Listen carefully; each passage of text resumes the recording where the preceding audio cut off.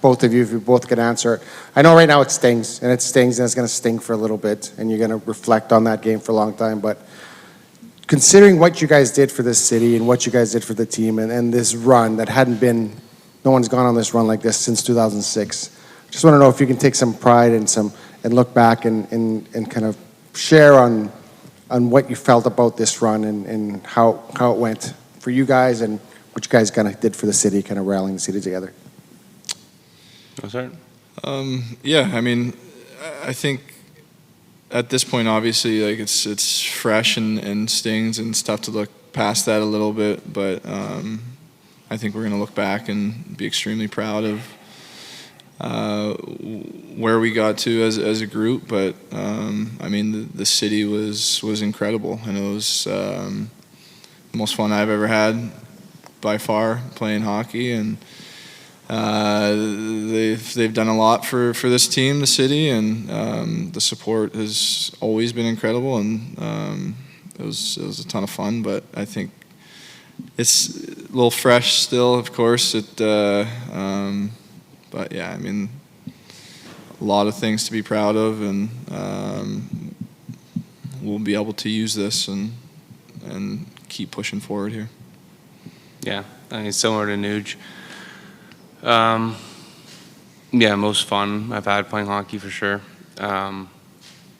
Game 6 was maybe the best building, we'll ever play in. Like, it was amazing. The fans were amazing. I hope we have more opportunities to play in games like that. Maybe one day we'll have an opportunity to win a cup in front of fans like that. Yeah, I mean, it's just hard. Like, you go through a whole year and a run like that where you have everybody kind of behind you and you're making, you're creating this great story and you just fall short. It's hard. This one's for Ryan. Just more behind the scenes. You've been on some teams in Edmonton that didn't make it to Game 7. Like, what were the biggest differences between the group that came within one shot of winning the Stanley Cup and some of those earlier Edmonton teams that you're on? Maybe more so behind the scenes.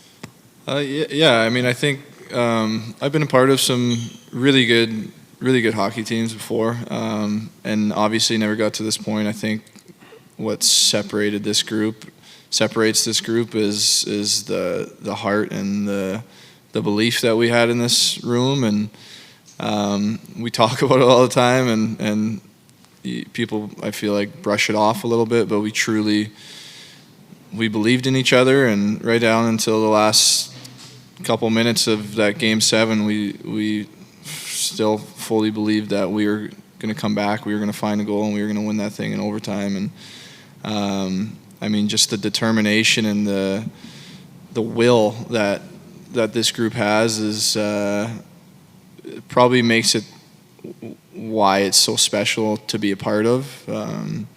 You can be on a good hockey team, but if you don't have that, then you're not going to get to that next level. And we certainly had that, and we kept bringing it out of each other, of ourselves in all these different circumstances. So that's it. It made it a lot of fun to be a part of this group, and I think for me, that's the biggest reason we got to this point. I guess both of you can answer this question if you can. Having played in the Stanley Cup final now, is there anything that you learned going through this experience that maybe you didn't know before this season? In terms of what it takes to win a Stanley Cup.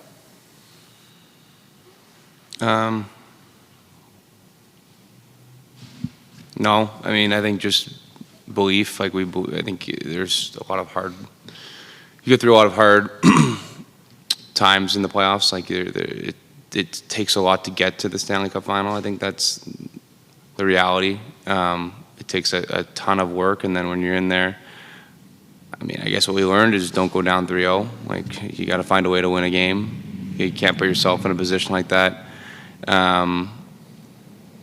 You can look at the series. We thought we played well enough to win a game out of those first 3.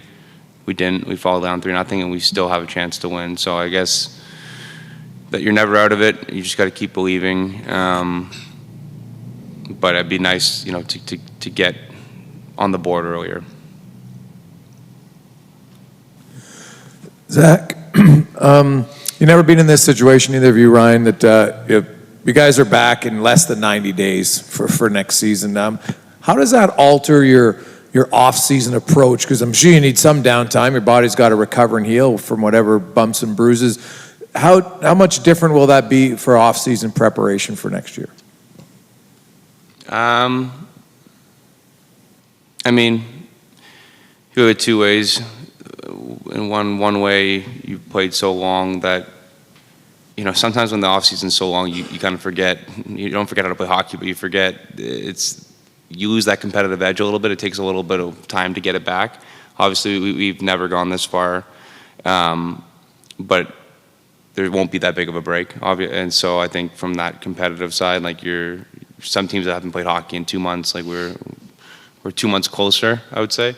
And then a lot of the times when you do have a short off or a longer off season, you're kind of itching. You need breaks in your training because it's too long. So I think it'll just be less of a break, and you'll take a break now, and then you'll get into it, and then maybe take like 1 week before training camp at some point, at least for me, and then you're kind of back into it. It's honestly 2 months is pretty good. Like, I like playing hockey, so. Zach, just on the far side over here. Leon, we all know his situation coming up here, and he was a big reason, I believe, why you wanted to sign here. Do you lobby in any way? Do you try to kind of, figure out and try to help him maybe come back to Edmonton, or how do you approach that? I haven't talked to him once about it. I mean, he's still got another year on his deal. And I know he loves playing here, so I don't know if there's any lobbying going on now. I think I'm sure they're in discussion. I mean, there's a lot of things up in the air, obviously, with our team, management, etc. So I don't know what's happening, to be honest.